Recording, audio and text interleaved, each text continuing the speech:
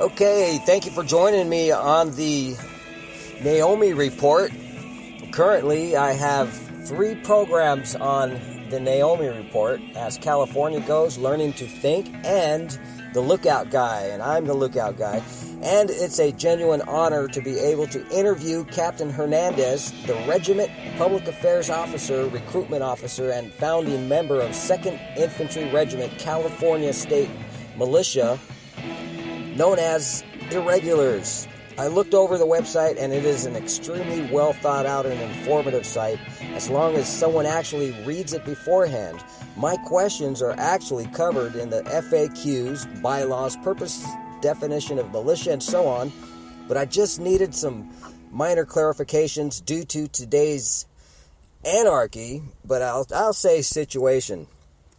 But going forward, my podcasts are free to download and are available on various sites under Michael D. Tobin Naomi Report, including Deezer, Spotify, iHeartRadio, Podcast Addict, and others. A few others. Mainly, my site is found at Spreaker.com. That's Spreaker. Spreaker.com/user/MichaelDT. And will be located under Michael D.T., the Lookout Guy. So, hello, Captain Hernandez. How are you doing today? I'm doing well, Michael. Thank you. How are you? Oh, pretty good. Well, it's an honor to be able to speak with you. And it's only been a couple of weeks since I've come up with the idea. 3 reasons. Where is the militia in these situations that are going on nationwide? And suppose the S H's the F, the stuff hits the fan as it is.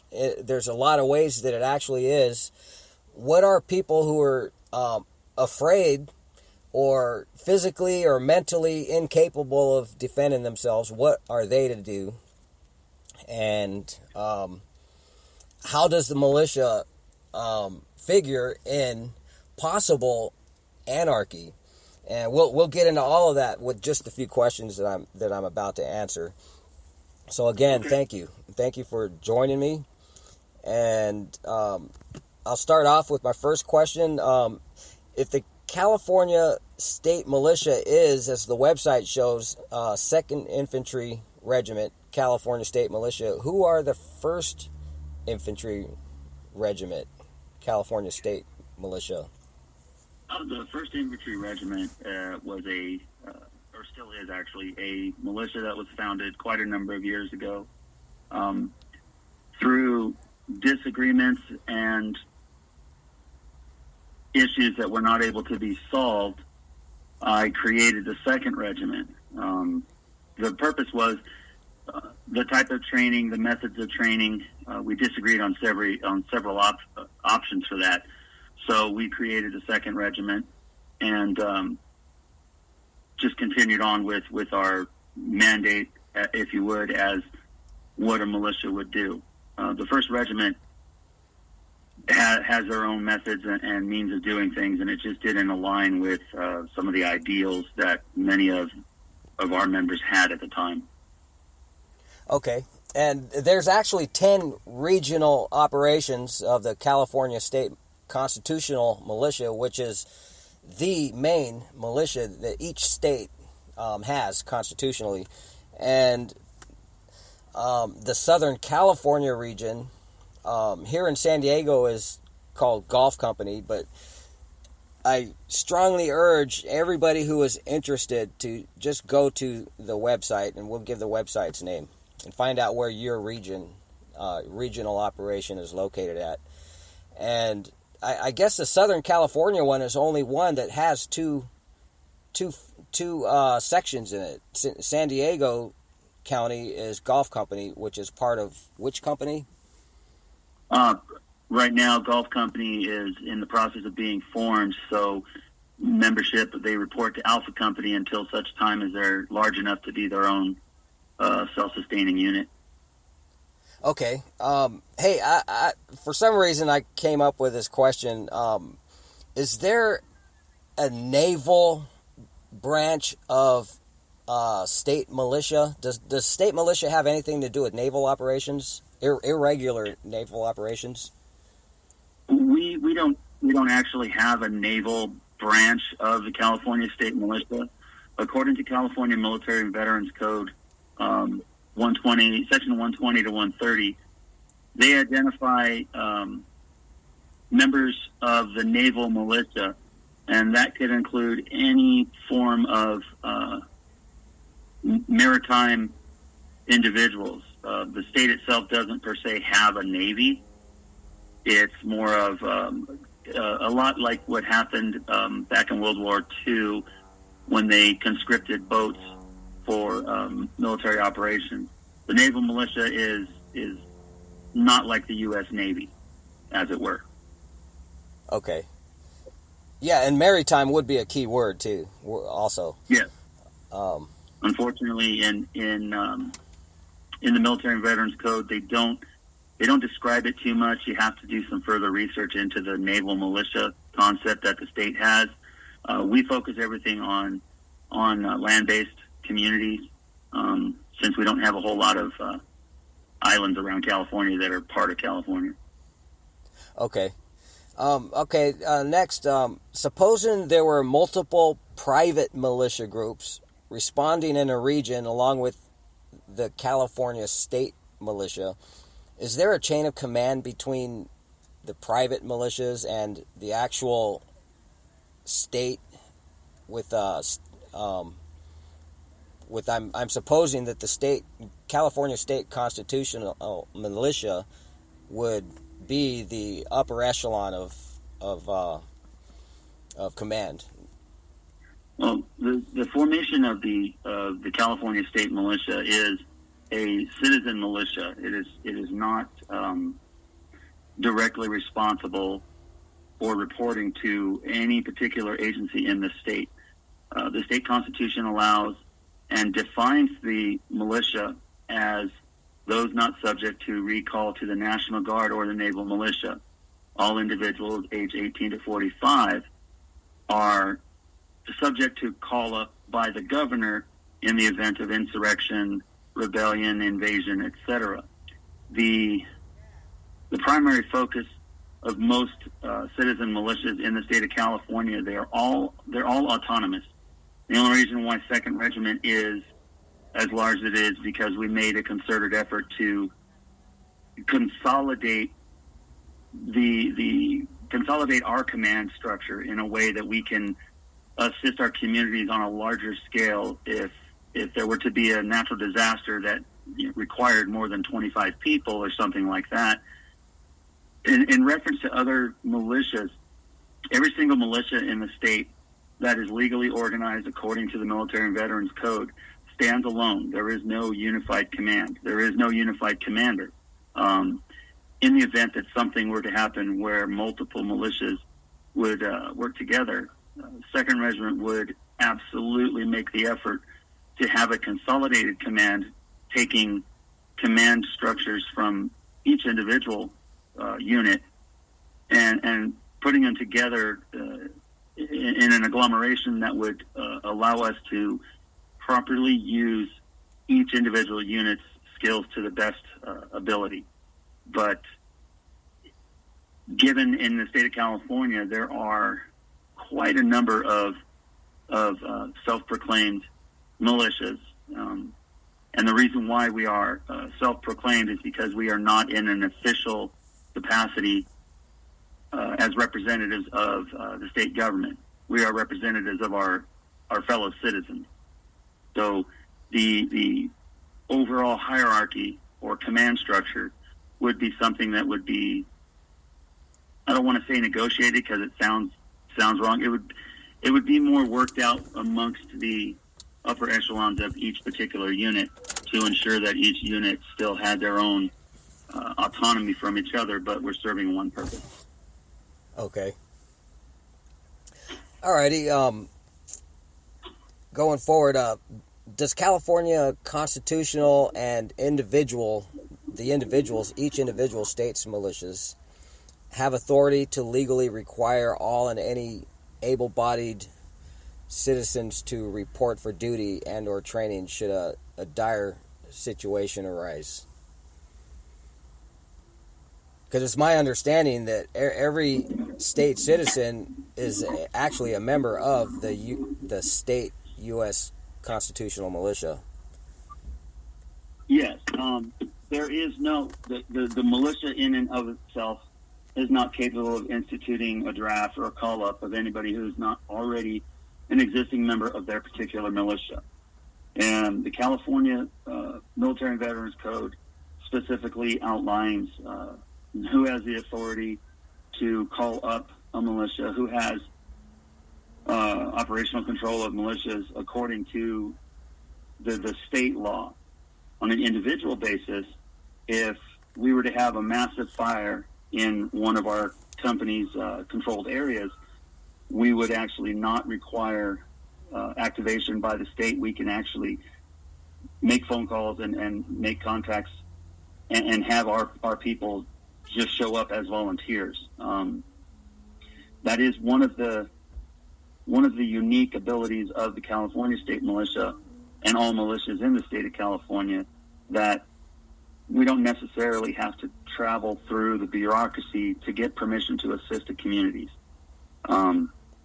In other states, they're more supported by their state. Some states actually financially support their militia, but being subject to recall is not something that the California State Militia or any militia in the state of California can actually do.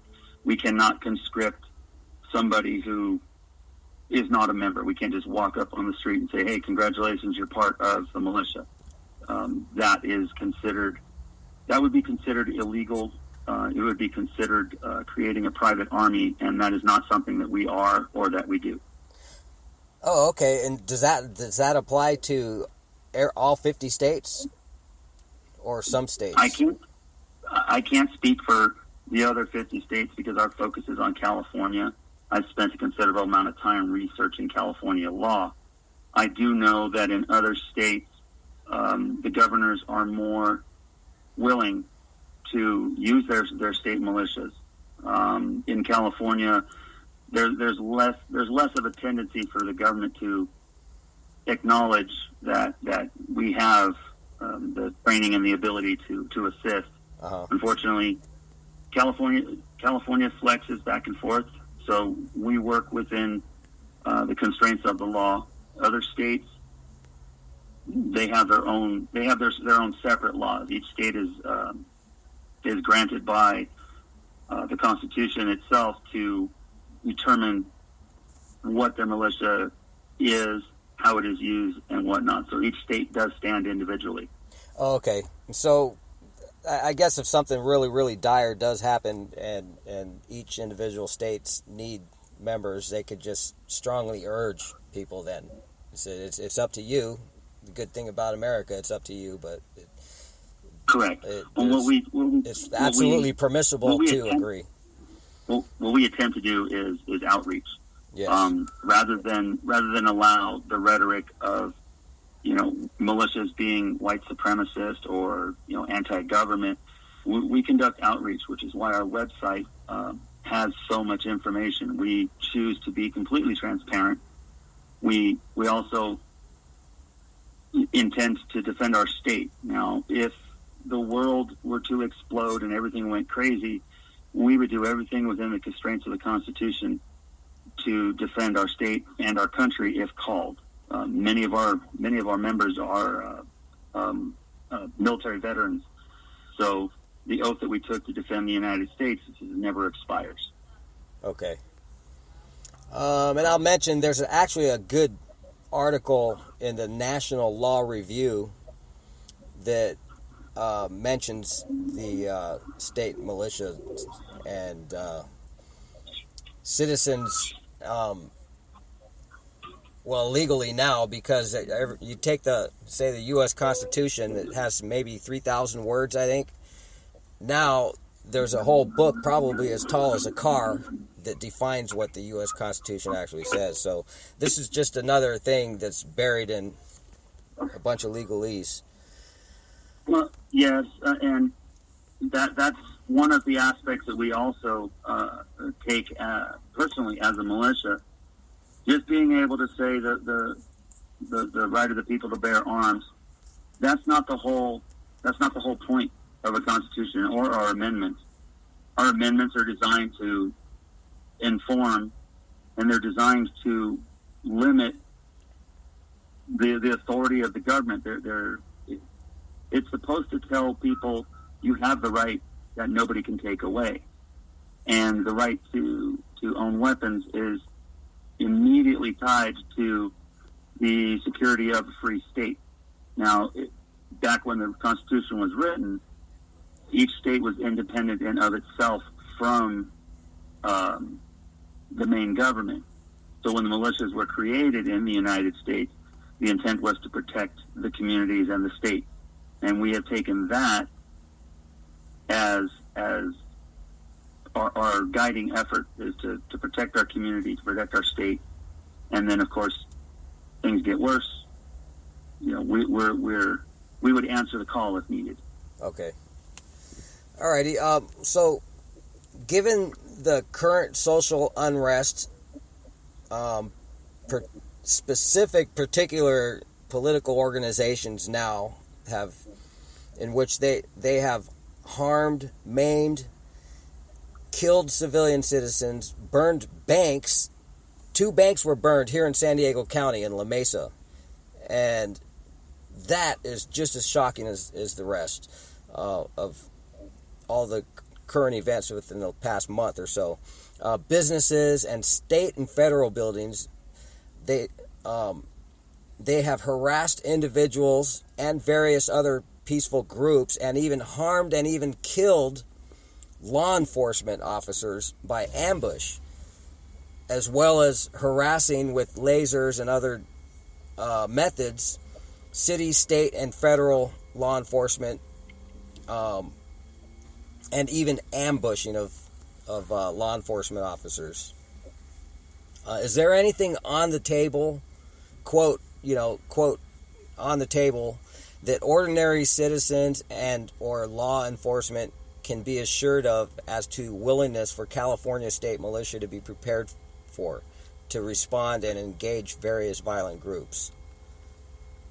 Well, there's multiple facets to that. The first point is that we are not a private army or a paramilitary organization. Our primary focus, and I can't speak for other organizations, but our regiment is trained and prepared for multiple options. Our primary goal is the preservation of law and order. We don't act upon incidents without a very clear review from our command committee, which is, our command committees consist of commanders in each of our companies. So it's not one person ever making a decision for the entire 2nd Regiment. We have a command committee. We do threat analysis. We first attempt to offer assistance to our local authorities. And anytime we have situations such as you're referring to, where things are getting out of hand or just downright a little crazy, we reach out to law enforcement. We reach out to the emergency medical staff. We reach out to the emergency management staff of individual counties and cities. And we simply offer our assistance in whatever capacity they choose, whether it be directing traffic or working in an evacuation center or providing medical care for things. Unfortunately, given California law, we cannot respond with arms and do those sort of things as a unit without the direct approval from the governor. That's the way the law is written. Unlike other states that have less stringent weapons requirements, less stringent limitations, in California, we have to follow the law. That is what the one thing that we stand for, that a lot of misinformation is out there, that we're just waiting for a fight. We prefer not to fight. Rational thought, rational discussion, and general intelligence beats a mass hysteria at all times. We communicate using many different methods. in order to get our information out. We absolutely support our first responders and our law enforcement when they are operating within the confines of the law. When protesters are protesting, they can scream and shout, and we support that. That is their First Amendment right. When people start throwing rocks and start attacking police officers, or police officers start really attacking individuals, we take issue with that, because that's not how law and order is supposed to go. The last thing anybody really wants is a fight. But in terms of items being on the table, operationally, we don't discuss or put out our stance in great detail, simply because our words can often be misconstrued, and we're very, very aware of the climate in general. We've had units that have gone and assisted during wildfires, during natural disasters. We're more suited and better trained for that. However, we are trained for other methods. But again, and it sounds like a cop-out, but California law prevents us from doing certain things, and none of us want to have our friends and family arrested for something that could be construed as illegal.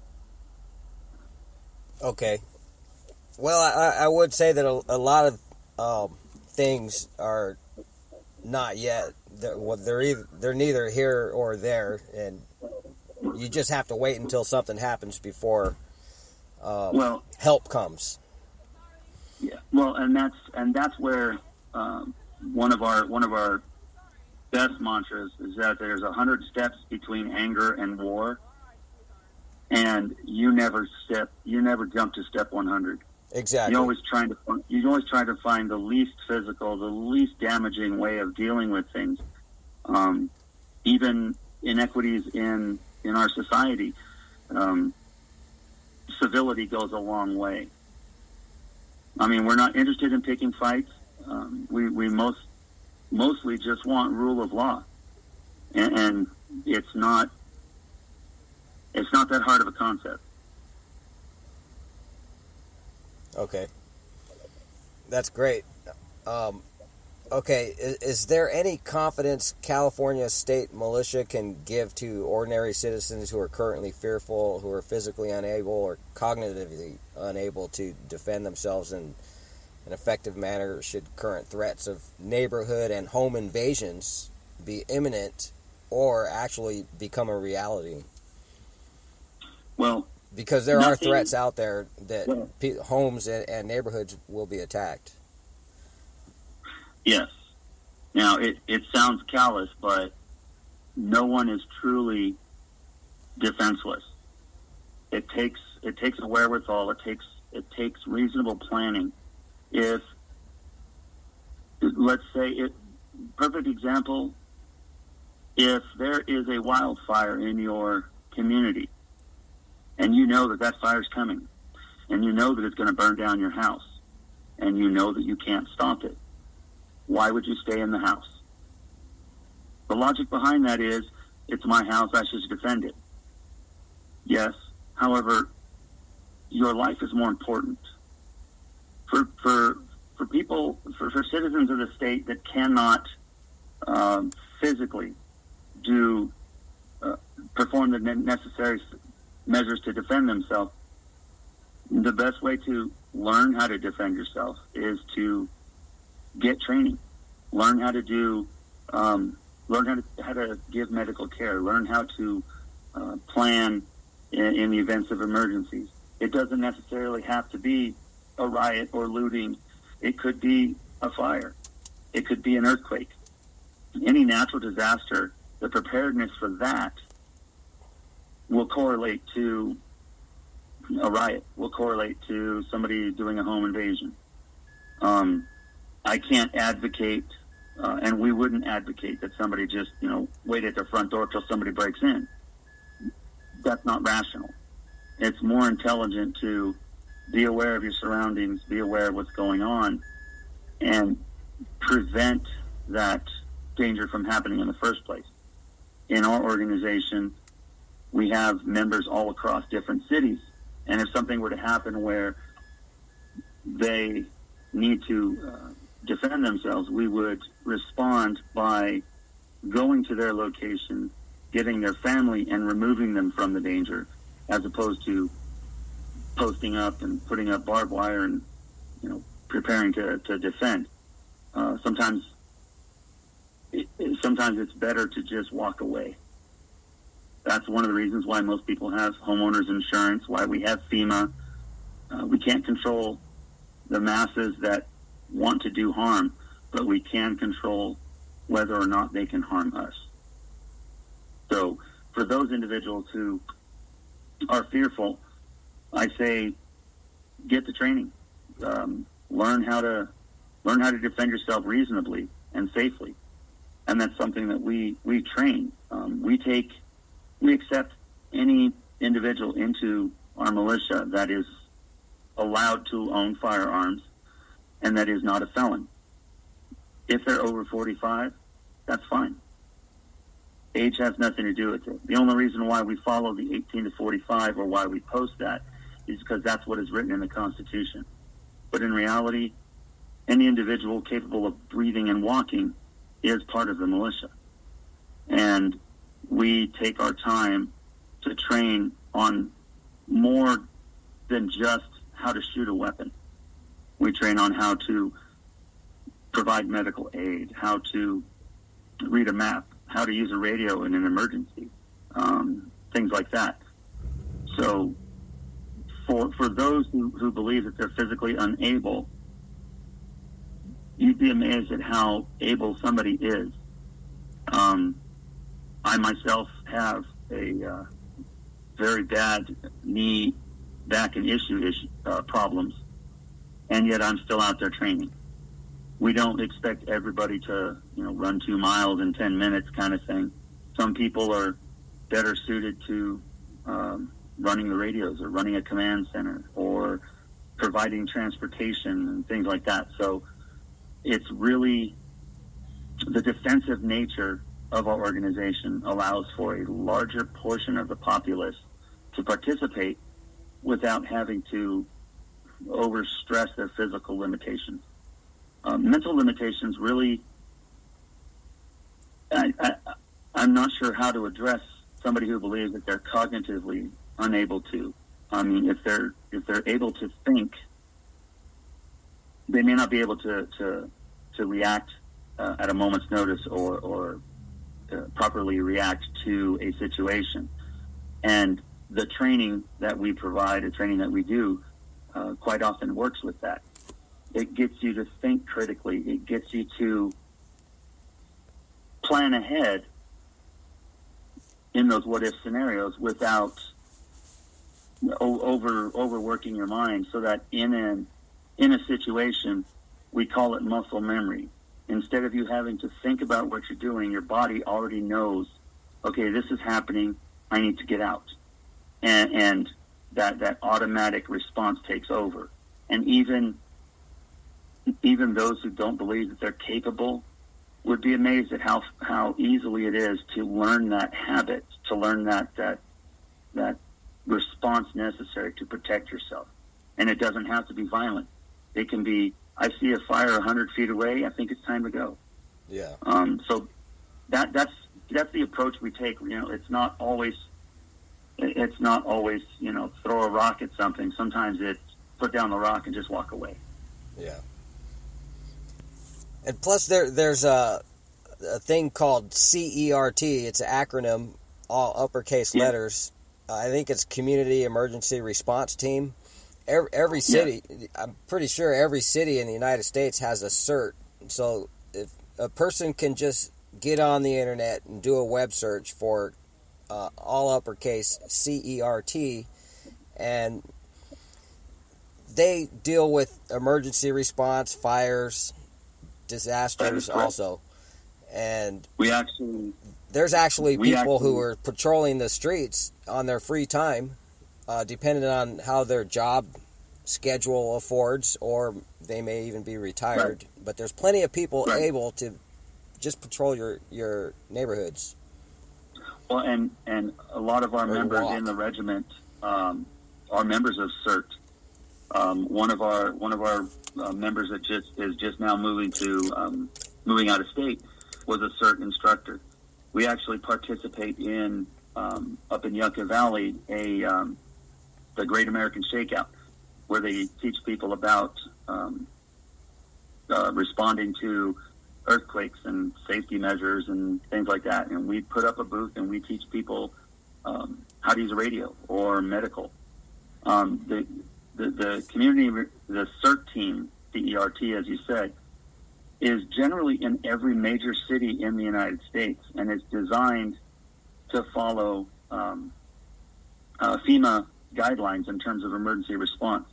As a matter of fact, one of our requirements in our militia is every one of our members, must be qualified in FEMA 100, 200, 400, and 700.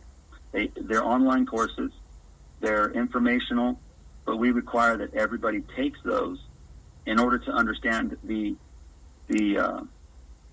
command structure and the operational structure of what FEMA does in natural disasters. It makes us better suited to provide services to the community because we have a standard that we can follow, and it's a standard that when the federal government steps in for those types of instances, we're already well versed in how they do it, which makes us an asset as opposed to somebody they have to handhold. Okay, so I want to end that question on just encouraging the listeners that there's no better time than now to start being prepared. Go to the CaliforniaStateMilitia.org. Also, web search CERT and just go to the contact us part and say, hey, this is my zip code. I live in this city.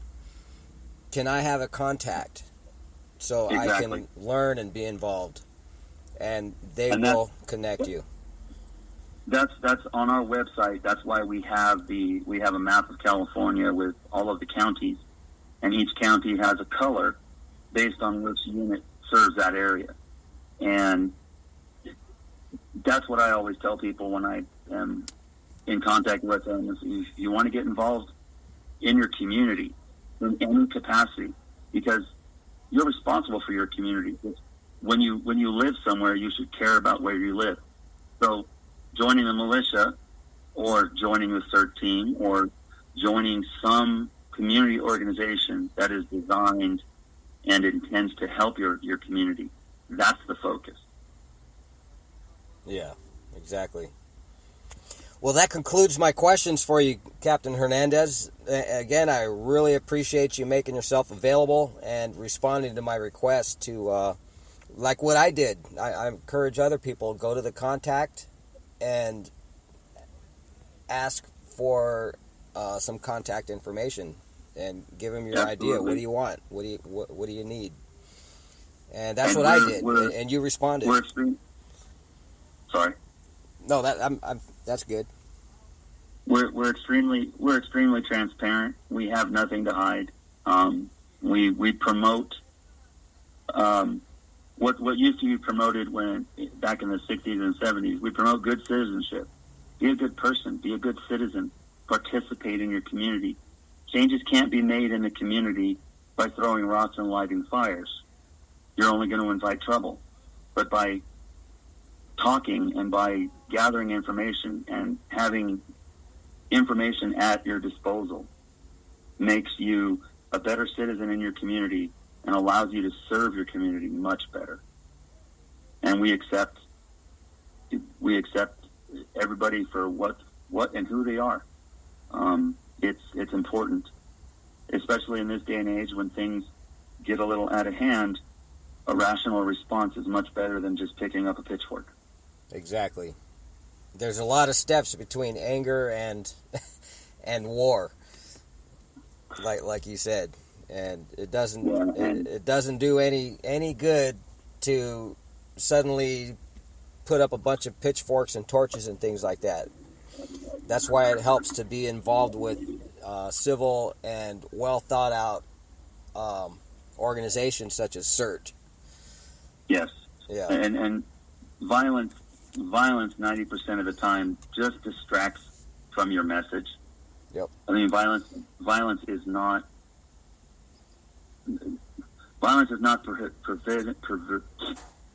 forbidden, but once you get to violence, you can't de-escalate. Exactly. So it's a lot easier to start out calmly.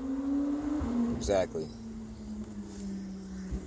Okay, Captain Hernandez, thanks again for joining me on the Naomi Report.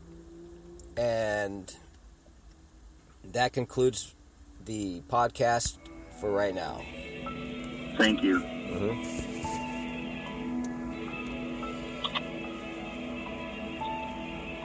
All right. So, yeah, I have one question, personal question. Several years ago, I made a handgun firearms purchase through, I forget the name of the sporting goods, and I got the card, the permit to have a handgun, and it's expired. Do I just go to any sporting goods to reinstate that, take the test all over again, the written test? No, it's just one. It's just a permit to own one. Oh, In your own home. But I didn't realize that it had an expire date on it until yeah, it's really recently. Fun.